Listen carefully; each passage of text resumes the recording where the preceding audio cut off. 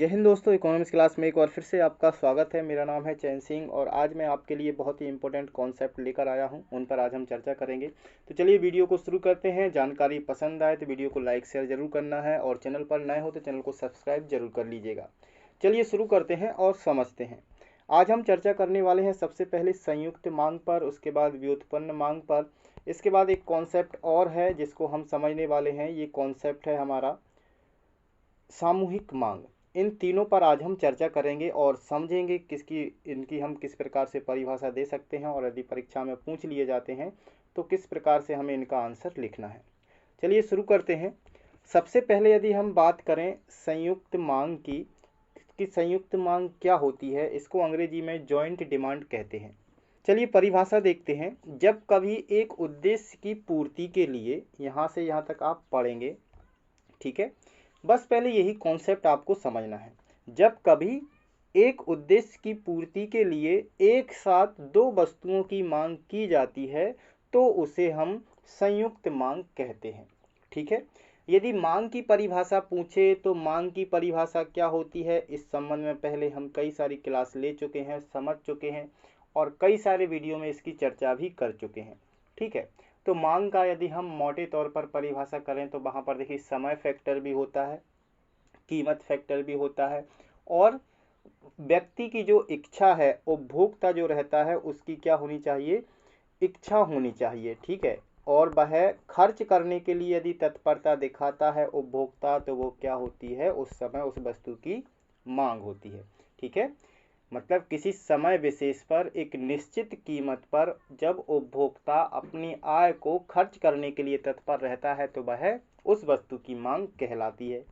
ठीक है, अब यहाँ पर कॉन्सेप्ट क्या कह रहा है कि जब एक उद्देश्य की पूर्ति के लिए दो वस्तुओं को एक साथ मांगा जाता है। ठीक है, हमारी जो परिभाषा है वह यही कह रही है कि जब हम किसी एक उद्देश्य की पूर्ति करना चाहते हैं तो उस उद्देश्य की पूर्ति के लिए हमें दो वस्तुओं की आवश्यकता है, तो दोनों वस्तुओं की यदि हम मांग करते हैं, दोनों की साथ में मांग करते हैं तो वह क्या हो जाती है, संयुक्त मांग हो जाती है। ठीक है, और जॉइंट डिमांड कहते हैं। ठीक, इतना समझ लिया। दो उदाहरण मैंने यहाँ पर दे दिए हैं, उदाहरण आप समझेंगे तो और आपको क्लियर हो जाएगा।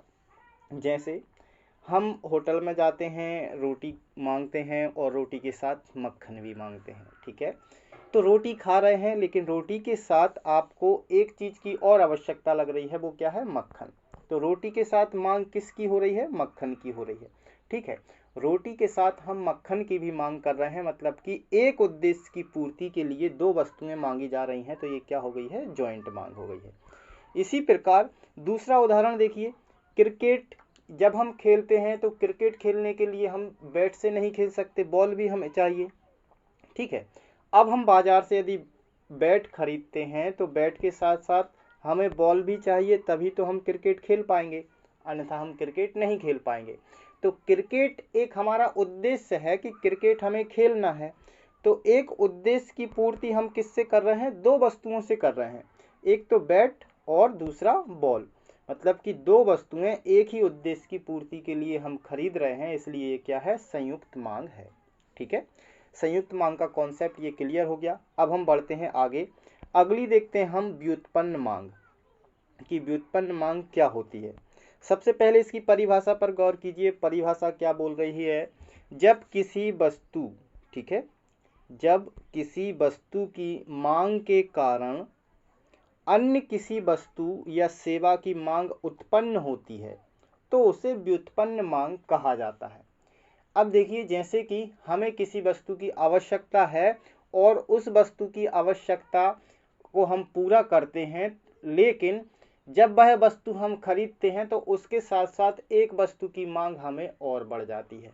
ठीक है, तो उस वस्तु की मांग के कारण अन्य किसी वस्तु की मांग यदि उत्पन्न होती है तो उसको क्या कहा जाता है, व्युत्पन्न मांग कहा जाता है। ये तो परिभाषा हुई। अब इसके उदाहरण पर गौर कीजिए तो आपको जो कॉन्सेप्ट है वो बिल्कुल आसानी से क्लियर हो जाएगा। जैसे श्रम की मांग को हम व्युत्पन्न मांग कहते हैं। अब श्रम की जो मांग है वह कब उत्पन्न होती है, जब हमारे घर में कोई काम होगा तो उस काम को पूरा हम किससे कराएंगे, श्रम से कराएंगे, श्रमिक से कराएंगे, यानी लेबर लगाएंगे। तो लेबर की मांग कब उत्पन्न हुई है, जब कोई काम हमें करवाना है, ठीक है। और जैसे मकान में लगने वाला लोहा, ईंट, सीमेंट आदि, इसकी मांग कब उत्पन्न होती है? जब हम मकान बनाते हैं, हमारी आवश्यकता है कि हमें मकान का निर्माण करना है, ठीक है। अब मकान का निर्माण करना है, ये तो हमारी आवश्यकता है, हम मकान बनवा रहे हैं, तो इसकी आवश्यकता हम यदि पूरी करते हैं तो इसके साथ साथ दूसरी वस्तुओं की मांग भी उत्पन्न होती है। सबसे पहले तो हमें श्रम चाहिए, तो श्रम की मांग उत्पन्न हुई, तो ये क्या है? एक व्युत्पन्न मांग है। इसके बाद मकान में लगने वाला लोहा चाहिए, ईंट चाहिए, सीमेंट चाहिए, तो ये सब क्या है? मकान हमने बनाया, मकान हम बना रहे हैं, तो मकान के बनाने के लिए हमें इन चीज़ों की आवश्यकता पड़ रही है, तो ये मांग उत्पन्न हो रही है। किसके कारण हो रही है? मांग उत्पन्न हो रही है हमारी मकान की आवश्यकता को पूरी करने के लिए। मकान की आवश्यकता यदि हम पूरी करेंगे तो साथ साथ दूसरी वस्तुओं की मांग उत्पन्न हो रही है। तो यहाँ पर एक बार फिर से आप परिभाषा पर चलिए, तो आपका जो कॉन्सेप्ट है वो ठीक से आपको समझ में आ जाएगा। जब किसी वस्तु की मांग के कारण, ठीक है, हमें अब ये वस्तु की मांग कौन सी है? अब मकान की मांग हो रही है, तो उसके कारण अन्य वस्तु या सेवा की मांग उत्पन्न होती है, तो उसे व्युत्पन्न मांग कहते हैं, ठीक है। कॉन्सेप्ट बड़ा सरल है। चलिए, दो कॉन्सेप्ट क्लियर, आगे बढ़ते हैं। लास्ट वाला कॉन्सेप्ट बचा है हमारा सामूहिक मांग का। सामूहिक मांग मतलब कि कंपोजिट डिमांड, ठीक। इसकी परिभाषा पर गौर करते हैं। इसकी परिभाषा क्या बोल रही है? सामूहिक मांग का आशय ऐसी वस्तुओं से है जिनको एक से अधिक उपयोगों में लाया जाता है, ठीक है। सामूहिक मांग का आशय ऐसी वस्तुओं की मांग से है जिनका एक से अधिक उपयोग में लाया जाता है, जिन वस्तुओं को एक से अधिक कामों में उपयोग किया जाता है, तो ऐसी वस्तुओं की जो मांग होती है वो हर क्षेत्र में अलग अलग होती है। पहले हम उदाहरण समझ लें, फिर क्लियर कर लेंगे। उदाहरण देखिए, जैसे कोयला या फिर बिजली, ये दो उदाहरण बहुत अच्छे हैं सामूहिक मांग को समझने के लिए। जैसे कि कोयला हो गया, कोयला होटल में भी प्रयोग किया जाता है, बिजली उत्पादन के लिए भी प्रयोग किया जाता है, भट्टी में भी प्रयोग किया जाता है, कई सारे कामों में कोयले का प्रयोग किया जाता है। तो कोयले की जो मांग है वह क्या है? अलग अलग क्षेत्र में, जैसे कि होटल में खाना बनाने के लिए अलग मांग होगी, या फिर ढाबे पर खाना बनाने के लिए अलग मांग होगी, बिजली उत्पादन के लिए अलग मांग होगी, रेलगाड़ी चलाने के लिए अलग मांग होगी, किसी फैक्ट्री में उत्पादन के लिए अलग मांग होगी। तो सबकी जब मांग को हम देखते हैं तो उसको मांग को क्या कहा जाता है? सामूहिक मांग कहा जाता है। तो कोयले की मांग की जब हम गणना करेंगे तो उसकी सामूहिक मांग देखेंगे कि सभी क्षेत्रों में कितनी मांग है, ठीक है। तो यही कॉन्सेप्ट यहाँ पर लगता है। इसी प्रकार बिजली का, अब बिजली देखिए, एक तो क्या होती है?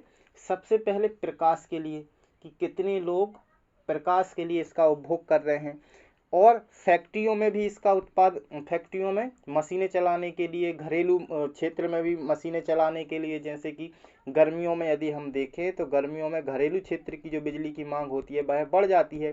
क्यों? क्योंकि उस समय हम पंखा या फिर कूलर का प्रयोग करने लगते हैं। हमें गर्मी से राहत के लिए हमारे जो उपभोग के सामान है, जैसे पंखा और कूलर हो गया, इनमें भी हम बिजली का प्रयोग करने लगते हैं, जबकि ठंड में इनका प्रयोग नहीं करते हैं। इसी प्रकार टीवी में भी इसका प्रयोग करते हैं। तो बिजली का भी कई क्षेत्रों में प्रयोग होता है। रेल को चलाने में भी, रेलगाड़ी जो होती है बिजली से भी चलती है, डीजल से भी चलती है, कोयले से भी चलती है, ठीक है, सभी के इंजन है।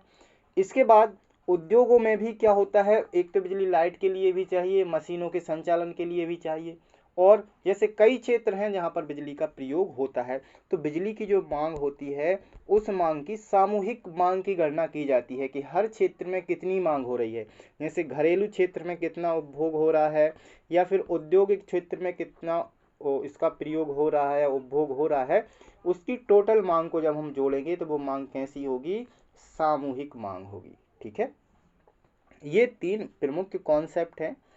अब ये कॉन्सेप्ट परीक्षा की दृष्टि से इतने महत्वपूर्ण हैं कि यदि आप देखिए किसी भी परीक्षा की तैयारी करते हैं, या तो आप ये मान के चलें कि जैसे आपकी बोर्ड एग्जाम है, बोर्ड एग्जाम की आप तैयारी कर रहे हैं, तो वहाँ पर 1 मार्क्स या 2 मार्क्स में ये पूछे जाते हैं। इसके अलावा आप यूपीएससी पीएससी की तैयारी कर रहे हैं, आईपीएस की तैयारी कर रहे हैं, तो वहाँ पर भी आपको ये सारे कॉन्सेप्ट बड़े ही काम आने वाले हैं। तो आप शुरू से ये बेस बना के चलिए, बेसिक जो है आपका कॉन्सेप्ट है उसको क्लियर करके चलेंगे तो आगे आपको कोई प्रॉब्लम नहीं आएगी। तो आज की जानकारी उम्मीद करता हूँ कि आपको पसंद आई हो, और वीडियो यदि पसंद आती है आपको तो लाइक शेयर ज़रूर करें, अपने दोस्तों को भेजें, और चैनल पर नए हैं तो चैनल को भी सब्सक्राइब जरूर कर लें। मिलते हैं अगले वीडियो में, तब तक के लिए जय हिंद, वंदे मातरम।